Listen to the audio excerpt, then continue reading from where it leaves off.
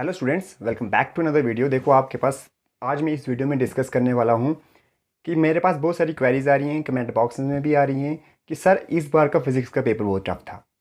ठीक है, क्या सर ग्रेस मार्क्स मिलेंगे और ग्रेस मार्क्स का क्या क्राइटेरिया रहता है? क्या हमें इस बार बोर्ड की तरफ से कुछ मार्क्स मिलेंगे क्योंकि फ़िज़िक्स का पेपर बहुत टफ था। तो इसी वीडियो में आपके साथ बहुत सारी चीज़ों को डिस्कस करूंगा।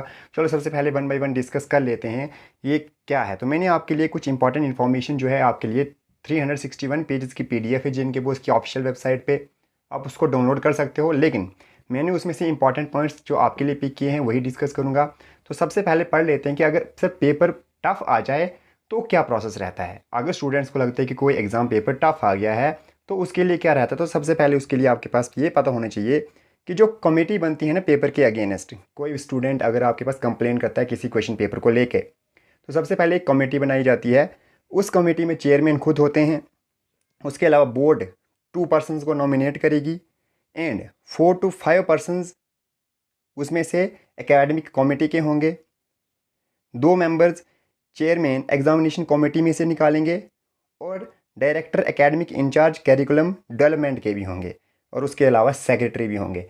तो इन सभी जो लोग हैं इनकी एक कमेटी बनती है कि पेपर का लेवल टफ था या नहीं। फिर वो डिसाइड करते हैं कि पेपर टफ था या नहीं। बट अगर तब भी उनको नहीं लगे, इस कमेटी को ना लगे कि पेपर टफ नहीं था, तो क्या प्रोसेस होता है, तो स्टूडेंट्स को क्या बेनिफिट रहता है, अब वो बात करते हैं। सेकंड पॉइंट यहाँ पे आपके पास है कि जो आपके पास जो कमेटी बनती है उसका काम क्या होता है, तो उसी बात को डिस्कस करेंगे। यार प्लीज़ सब्सक्राइब करो ना स्टडी हब को।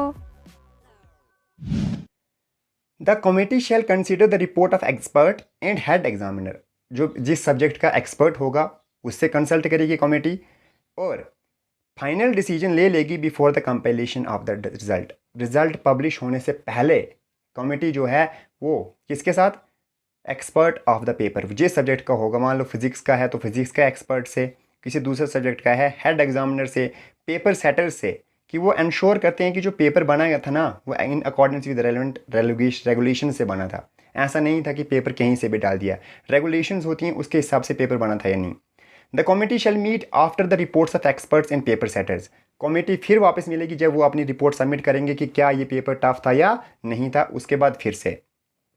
अब बात आ जाती है इंपॉर्टेंट जो स्टूडेंट्स के डाउट हैं कि सर ग्रेस मार्क्स कब मिलेंगे। ठीक है, तो सबसे पहले आपको पता होना चाहिए कि जो स्टूडेंट्स को मैक्सिमम जो आपके पास ग्रेस मार्क्स रहते हैं, तो अब क्या कंडीशन रहती है ग्रेस मार्क्स मिलने की और कितने ग्रेस मार्क्स मिलते हैं वो भी समझना। तो स्टूडेंट्स को समझना पड़ेगा कि सर ग्रेस मार्क्स मिलने के लिए कंपलसरी क्या चीज़ है। किसी एक पर्टिकुलर स्टूडेंट का एग्जाम अगर अच्छा नहीं गया है तो आप नहीं कह सकते ग्रेस मार्क्स मिलेंगे, ये आपको समझनी पड़ेगी बात।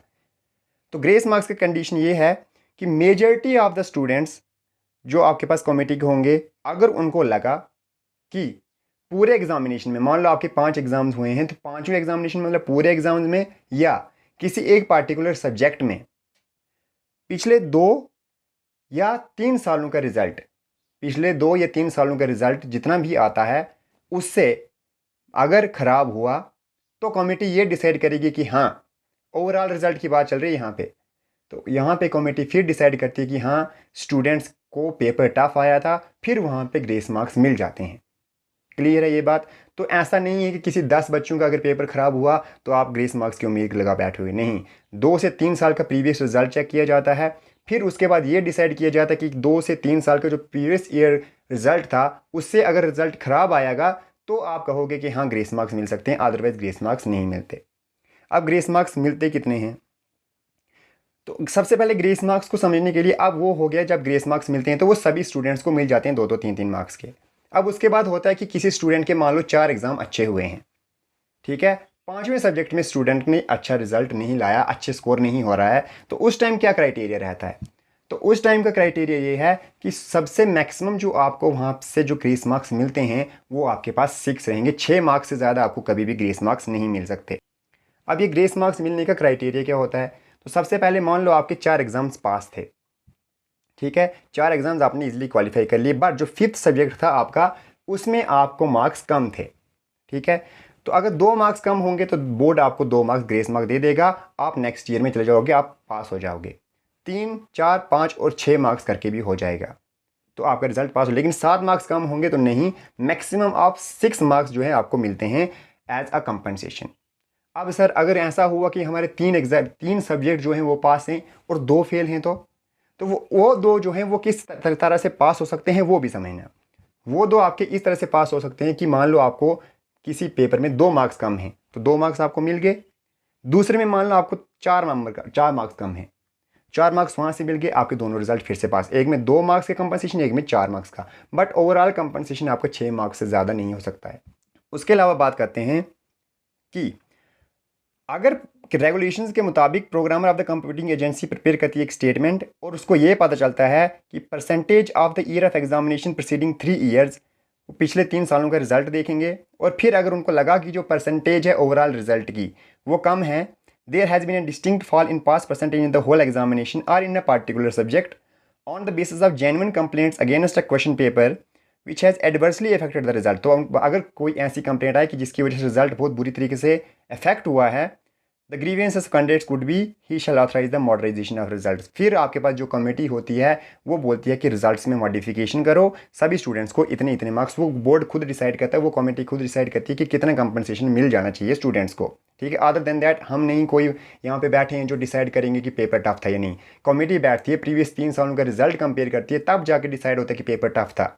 ठीक है, नेक्स्ट बात करते हैं। अब यहाँ पे 2 चीज़ें हैं, क्लास 10th और क्लास 12th और 11th और 12th और क्लास 10th स्टूडेंट्स को।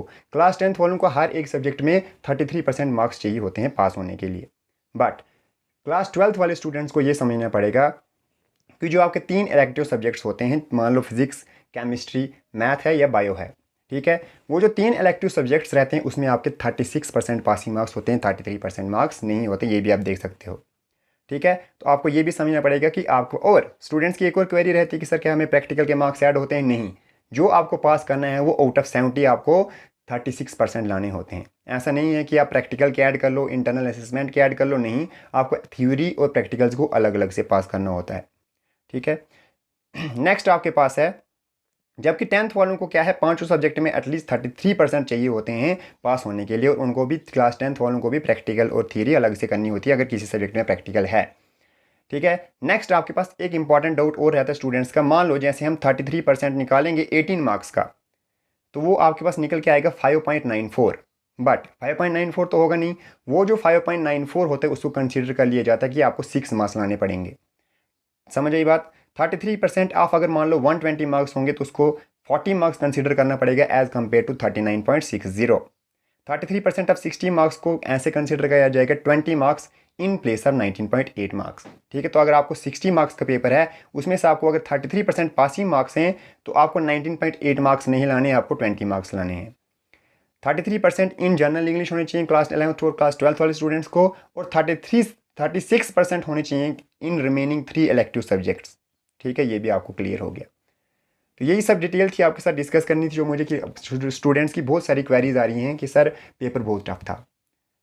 देखिए, हमें एक चीज़ समझनी पड़ेगी, पर्सनली जो मुझे लगता है कि हमें समझना पड़ेगा कि आपके पास जो previous year questions, model guess paper, इन सब चीज़ों को देखना है, बट सिर्फ इन चीज़ों को हम डिसाइड नहीं कर सकते। अगर हमारे प्रीवियस ईयर क्वेश्चन आए, सॉल्व पेपर के क्वेश्चन आए तो पेपर इजी था, अगर नहीं आया तो पेपर टफ था। तो मैं ऑफलाइन स्टूडेंट्स को भी बोलता हूँ कि आपको अपना लेवल बढ़ाना पड़ेगा। जिस भी स्टूडेंट ने अच्छे से पढ़ाई करी होगी वो पेपर को अटैम्प्ट कर पाएगा। तो चलो, इस वीडियो में इतना ही रखता हूँ। आई होप आपको वीडियो अच्छी लगी होगी। अगर वीडियो अच्छी लगी तो प्लीज़ वीडियो को लाइक करना, चैनल को सब्सक्राइब भी कर देना, क्योंकि ऐसी इंपॉर्टेंट इन्फॉर्मेशन मैं आपको वैसे भी प्रोवाइड करता रहता हूँ। तो चैनल को सब्सक्राइब जरूर कर लेना। मिलते हैं ऐसी इंटरेस्टिंग वीडियो के साथ, तब तक के लिए टाटा बाय।